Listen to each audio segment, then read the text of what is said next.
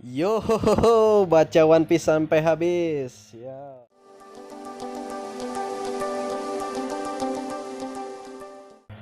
Oke, selamat datang kembali di Rangkyuman. Ternyata chapter 979 ini keluar minggu ini kemarin ya. Hari Kamis. Yaitu dengan judul Masalah Keluarga. Padahal hari minggu sebelumnya itu ada pemberitahuan dari pihaknya One Piece dari Oda apa ya kalau nggak salah. Jadi itu katanya karena COVID Corona ini dipastikan libur sementara, tapi bukan dipastikan sih. Ya, kayaknya bakal libur gitu. Tapi ternyata keluar nih chapter 979. Nggak tahu, kayaknya mereka WFH atau kayaknya mereka gambar dari rumah gitu. Tapi minggu depan libur nih kabar-kabarnya. Jadi ini chapter yang ya kita nikmatin dulu lah ya sementara ini. Oke, di chapter terbaru ini 979 ada 4 poin penting yang sudah saya rangkumkan. Salah satu di antaranya adalah Momonosuke bisa bebas. Itu poin pertama. Terus poin keduanya adalah pembagian tim topi jerami. Oke, nanti kita akan bahas satu-satu, tapi kita akan saya beberkan dulu poin-poinnya. Terus ada poin ketiga yaitu pengumuman penting Kaido. Dan yang terakhir adalah kemarahan Luffy. Oke, kita bahas satu persatu dari Momonosuke bisa bebas. Ya. Dan di sini di chapter 979 ini diperlihatkan Kanjuro yang menculikin Kinemon pula Momonosuke. Dia tiba di sebuah gua yang sepertinya nih kayak jalan pintas gitu, jalan rahasia. Terus nemu di suatu gua dan rencananya Kanjuro akan menemui Kaido. Ya untuk melaporkan segala macam lah intinya. Nah, di sini ini diperlihatkan Momonosuke melihat sebuah pisau kecil seperti pisau untuk seppuku. Seppuku itu untuk bunuh diri gitu. Karena di situ kan ada di sini itu ada mayat yang telah mati. Kayaknya ini sih eh mayat anak buah Kaido sih karena dari bentuk-bentuknya ya, bentuk-bentuk badannya. Jadi kemungkinan Momonosuke ini bisa bebas sendiri dengan membawa pedang seppuku ini. Jadi tidak ada yang kayak sepertinya sih tidak ada yang perlu menyelamatkan Momonosuke, nanti Momonosuke bisa bebas sendiri sih. Karena sepertinya Kanjuro tidak terlalu waspada sih. Oke, kemudian ada di poin kedua yaitu pembagian tim topi jerami. Nah, di sini yang menarik adalah eh pembagian tim ini menurut saya ini akan menentukan nanti tim ini akan battle. Pasangan battlenya nanti dengan siapa kayak gitu. Di sini diperlihatkan awal scene ini diperlihatkan Frankie mengeluarkan ya biasalah mengeluarkan mesin-mesin anehnya yaitu Kurosai FRU nomor 4 itu ya kayak senjata bukan senjata sih apa namanya motor yang kayak di manusia ikan itu di pulau itu. Terus Brachio Tank pasti keluar nih nanti dikendarai oleh Kapten Chopper. Diperlihatkan sepertinya Luffy itu sudah menyerbu duluan. Iya, jadi Frankie bertanya di mana Luffy, terus dijawab sama Jinbei saat kelompoknya Kid menyerbu dari depan. Luffy bilang, padahal mereka tidak tahu rencananya Kinemon. Biar kuhentikan mereka, kalian tidak usah khawatir. Jadi Luffy seperti biasa, Luffy itu tidak melakukan tag team. Jadi Luffy biasanya sendiri. Sendiri nanti teman-teman yang lain pasti biasanya tag team sih. Kayak di arc-arc sebelumnya. Terus Zoro udah pasti, Zoro udah pasti. Karena Zoro konfirmasinya dia menyusul Luffy sih. Dan kekhawatiran teman-temannya adalah dia tersesat. Nah, kayak gini. Nah, biasanya kalau Zoro tersesat ini dia pasti akan ketemu seseorang. Seseorang entah itu yang akan berhubungan dengan musuh atau teman baru entah atau apa. Kayak sebelumnya dia ketemu dengan siapa itu namanya ya? Yasui, Yasui ya. Iya. Jadi Zoro itu tersesat dan dia ketemu dengan Yasui dan ternyata Yasui itu orang penting lah. Ya, biasanya dengan ketersesatan Zoro ini dia pasti ketemu orang penting. Terus di sini ada, nah jadi kan yang di Brachio Tank itu timnya tuh ada para kelompok cewek nih, ada Nami, Chopper sudah pasti karena Chopper kapten Brachio Tank. Terus Usop sudah pasti karena dia yang mengendarai. Terus ada Shinobu dan ada, aduh lupa namanya siapa nih kelinci nih. Ya itu deh, lupa jadinya. Terus Sanji di sini diperlihatkan Sanji mau ikut tim cewek-cewek tapi sudah penuh. Nah, terus berarti itu ada tim pertama tadi sudah ada Luffy yang pergi sendiri, terus Zoro juga pergi sendiri. Terus ini yang tim ketiga nih ada Nami, Usopp, Chopper, eh si Shinobu dan ya kelinci inilah siapa namanya lupa jadi lupa. Terus di tim keempat ini ada Frankie. Frankie ini mau ngajak Robin sebenarnya. Tapi diserobot sama Brook. Akhirnya mereka pergi berdua karena naik motor kan, jadi cuma bisa berdua. Itu tim 4 jadi Frankie sama Brook nantinya.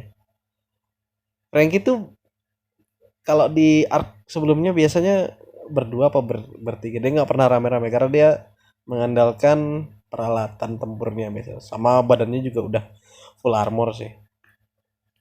Nah, akhirnya Robin tidak jadi ikut Frankie. Akhirnya tim kelima adalah Jinbei dan Robin. Ini adalah pasangan baru.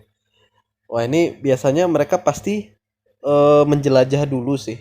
Sepertinya kalau Robin kan dia seneng eh apalagi ini tim-tim dewasa sih, nomor tim 5 ini tim dewasa sekali menurutku.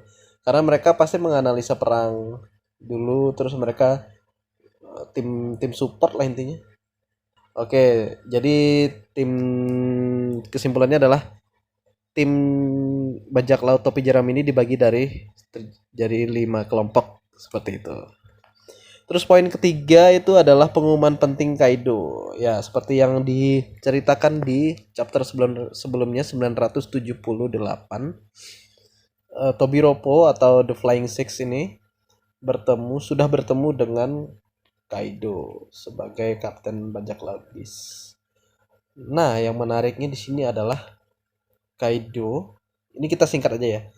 Kaido itu mempersilahkan kepada The Flying Six atau Tobiropo ini untuk tapi sebelum itu kita bahas ini aja deh. Jadi ternyata yang memanggil Tobiropo ini bertemu Kaido itu ternyata bukan Kaido, tapi King. Ya, King itu All Star, jadi di bawahnya Kaido langsung. Karena King itu pakai nama Kaido karena kalau King sendiri merasa kalau dia pakai namanya sendiri untuk memanggil Tobiropo tidak akan mau datang. Ya karena kayaknya masalah kepercayaan diri atau kayaknya mereka saling sengit deh ini tuh. Karena di sini pengumuman pentingnya itu adalah kalau pengumuman pentingnya sendiri itu belum diumumin sama Kaido. Tapi sebelum dia mengumumkan pengumuman penting itu, tugasnya yang dari Kaido diberikan kepada Tobiropo atau The Flying Six ini adalah mencari putranya yang bernama Yamato. Nah, yang menarik di sini adalah Kaido itu menyebutkan bahwa putranya itu adalah dalam tanda kutip bodoh gitu. Nah, biasanya ini menurut saya sih ini sebuah clue sih. Maksudnya bisa jadi ini putranya ini memang orangnya selengean. Terus kedua mungkin dia juga kuat tapi selengean, tapi dia nggak mau peduli dengan masalah politik segala macam lah kayak gitu-gitu. Jadi Kayaknya dia bangkang banget sih dengan bapaknya kayaknya ya. Jadi kenapa Kaido menyebut dia bodoh? Atau memang dia bodoh beneran? Nah, ini menurut saya ini relate dengan eh tim nomor 2 tadi yaitu Zoro sendiri. Biasa kan seperti yang sudah saya bilang tadi, biasanya kalau Zoro tersesat, dia akan bertemu orang. Nah, menurut saya dan beberapa saya lihat teman-teman yang seneng baca One Piece juga menyebutkan bahwa nah ini ada kemungkinan nih jadi Zoro akan bertemu dengan putranya Kaido ini Yamato gitu loh. Entah entah nanti di sebelah mananya di Onigashima ini biasanya nanti ketemu nih. Nah, awal-awalnya biasanya jadi teman.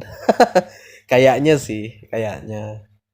Karena kalau kalau bisa semisal ya, kalau semisal karakter si Yamato ini adalah karakter bodoh, biasanya Zoro tidak akan memulai peperangan terlebih dahulu apa ya?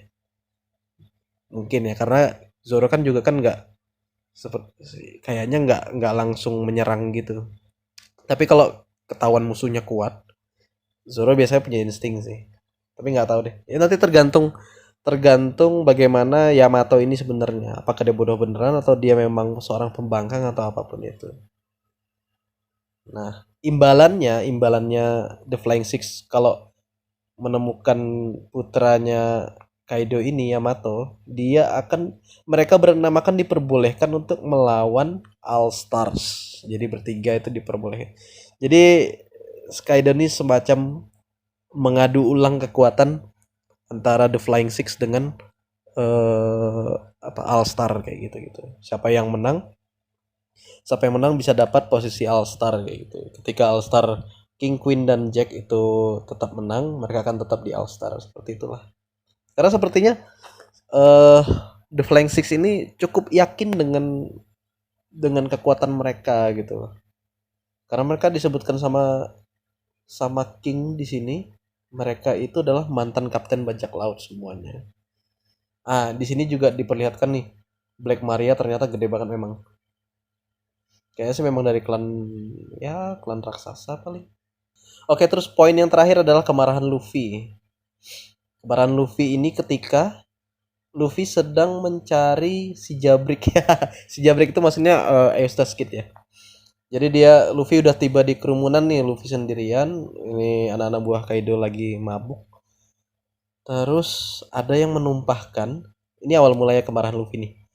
Ada yang menumpahkan sup kacang merah ke kepalanya Luffy gitu. Dan sepertinya makanan di sini tuh dibuang-buang gitu.